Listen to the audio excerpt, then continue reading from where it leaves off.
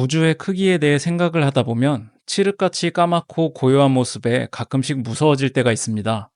우리는 이 우주에서 너무나 작은 존재이고 우리의 삶은 그저 찰나의 순간일 뿐입니다. 그렇다면 우주는 왜 이렇게 압도적으로 커야만 할까요? 역사적으로 유명한 학자들인 갈릴레이, 뉴턴, 아인슈타인도 우주가 대체 왜 이렇게 생겨먹었는지 평생에 걸쳐서 너무너무 알고 싶어 했습니다. 여러분이 이 영상을 다 보신다면 우주의 크기에 대해 천문학자들이 찾아낸 세 가지 해답에 대해 알게 되실 겁니다. 바로 모든 것의 시작인 빅뱅이 그 첫 번째고요. 두 번째는 이름도 미스터리한 암흑 에너지입니다.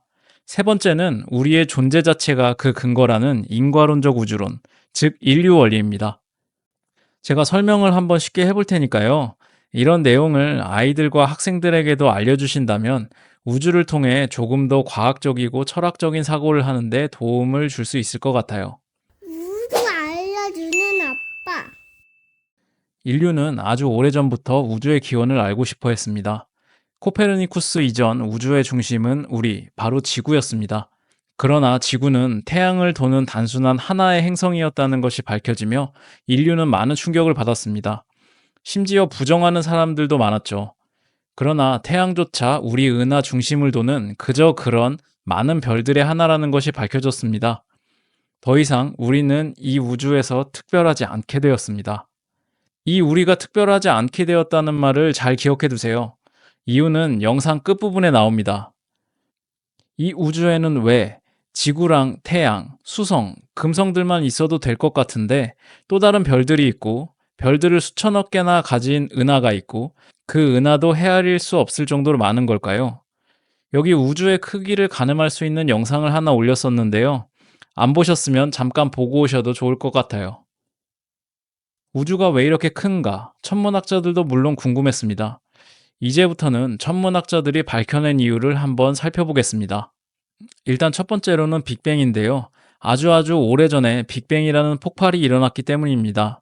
우주가 언제 처음 생겼을까요? 우주의 나이는 얼마일까요? 제가 고등학교 다닐 때만 해도 100억 년, 200억 년 이렇게 좀 두루뭉술했다가 대학교 다니던 2000년대 중반쯤에는 125억 년 플러스 마이너스 5억 년 이런 식으로 이야기했었는데 2013년 드디어 138억 년으로 의견이 맞춰졌습니다. 논문을 하나 가지고 왔는데요. 존 홉킨스 대학의 베넷 교수가 쓴 현대 우주론의 한 획을 그은 논문입니다. WMAP라는 위성이 무려 9년 동안 열심히 우주를 관측한 결과를 수록한 논문입니다. 여기에 보면 The Age of the Universe, 우주의 나이가 138억 년, 처음으로 우주의 나이가 138억 년이라고 제시합니다.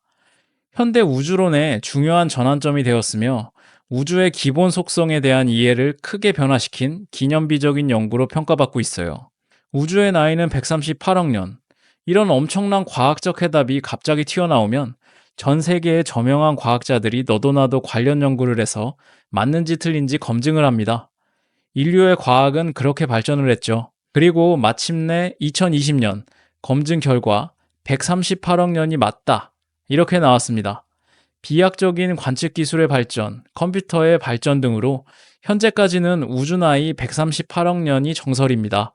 불과 우주의 나이가 밝혀진 지 4년 정도밖에 안 되었어요. 여러분들도 모르는 사이에 미래의 역사가 될 우주의 나이가 밝혀진 지금 이 시기를 살아가고 계시는 거예요. 약 138억 년 전 그 당시의 우주는 아주 작은, 매우 뜨거운, 밀집된 상태에서 시작되어 말 그대로 폭발하듯이 급격하게 팽창되었습니다. 그것은 지금까지 이어지고 있어요. 빅뱅이 언제 시작했다고 했죠? 138억 년. 그 긴 기간 동안 몸집을 불려왔으니 이렇게 우주가 큰 거라고요. 만약 지금이 빅뱅이 일어난 지 100년 정도밖에 안 되었다면 우주가 아주 작았겠죠? 불과 몇 광년의 우주 상상이 되시나요? 현재 우리 태양과 가장 가까운 별이 4.3광년입니다. 자, 이렇게 우주가 큰 두 번째 이유는 암흑에너지입니다. 아니, 대체 암흑에너지가 뭔데 이렇게 우주를 크게 만들었을까요? 이 암흑에너지는 우주의 팽창과 관련이 있는데요. 우주가 팽창하고 있다는 사실은 1920년대 에드윈 허블에 의해 처음으로 발견되었어요. 우주 전체가 팽창하고 있다는 것이 밝혀졌을 때 과학자들은 이상한 점을 발견했죠. 우리가 아는 중력은 끌어당기는 힘인데 모든 물체는 서로 끌어당기는 성질을 가지고 있어요. 이 중력 덕분에 지구가 태양 주위를 안정적으로 돌고 있는 거예요. 만약 갑자기 중력이 없어진다면 지구는 우주 공간 어딘가로 날아가 버릴 거예요. 그렇다면 중력이라는 끌어당기는 힘이 분명히 있는데 어떻게 우주는 계속해서 커질 수 있을까요? 과학자들에게는 이 점이 큰 의문이었죠. 은하나 별 같은 거대한 천체들은 어마어마한 중력을 가지고 있어요.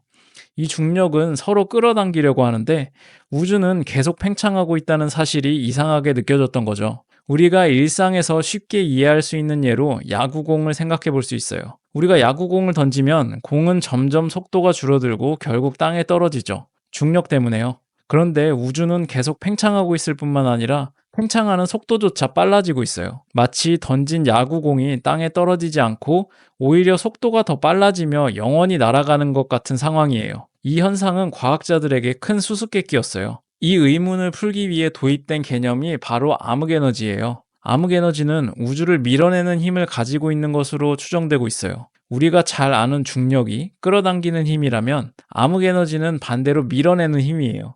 청력이라고 하죠. 이와 관련해 자주 등장하는 개념이 아인슈타인의 우주상수입니다. 아인슈타인은 처음에 우주를 수축도 팽창도 하지 않는 정적 상태로 보았기 때문에 중력을 상쇄시키는 청력의 개념을 가진 우주상수를 도입했지만 나중에 우주가 팽창하고 있다는 사실이 밝혀지면서 우주상수를 자신의 가장 큰 실수라고 불렀어요. 그러나 현대 우주론에서는 이 개념이 암흑에너지를 설명하는 데 중요한 역할을 하고 있어요. 현재 과학자들은 우주의 구성을 다음과 같이 보고 있어요. 암흑에너지 약 68%, 암흑물질 약 27%, 보통물질 약 5%. 암흑에너지가 우주에서 70% 가까이 되는 힘이죠. 그러니까 어디에도 있어요. 여러분 옆에도 있습니다. 이런 지구 레벨에서는 우리가 느끼지 못할 뿐이죠. 암흑에너지와 중력은 우주에서 서로 대립하는 힘으로 작용하고 있어요.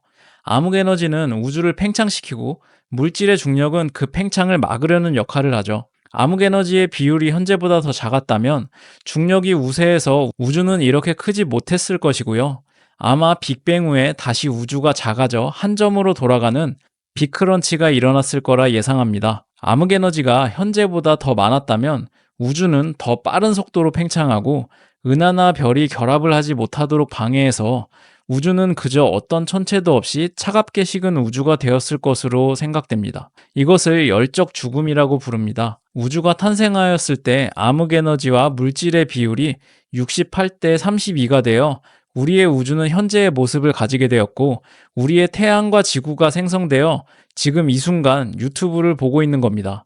참 신기하지 않나요? 우주는 이 두 힘의 균형 속에서 적절하게 계속 팽창하고 있습니다. 우주가 이렇게 큰 세 번째 이유는 바로 인류 원리입니다. 우리 같은 지적 생명체가 이렇게 존재한다는 사실로 우주 자체를, 우주의 물리법칙을 설명하려는 이론입니다. 무슨 소리인가 싶죠? 저도 대학 시절에 교수님께서 이런 말씀을 하셨을 때 이게 뭔가 싶었어요. 우리의 우주는 반드시 지적 생명체가 탄생할 수 있는 환경을 가지고 있다는 겁니다. 왜냐하면 우리가 지금 이렇게 존재하니까요. 여기서 한 걸음 더 나아가 우주가 지적 생명체가 나타날 수 있도록 설계되었다고 말하기도 합니다.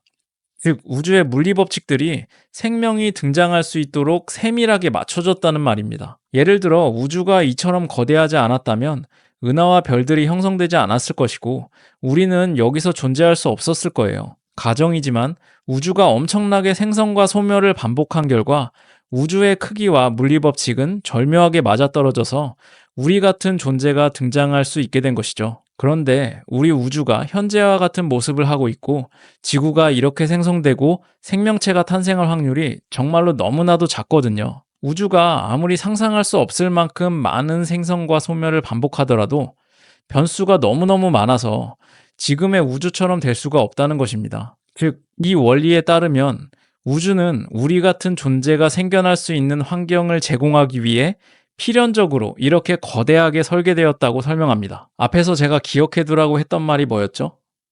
네, 우리는 더 이상 이 우주에서 특별하지 않다. 태양이 지구를 돌지 않고 지구가 태양을 도는 순간부터 우리는 특별함을 잃었다.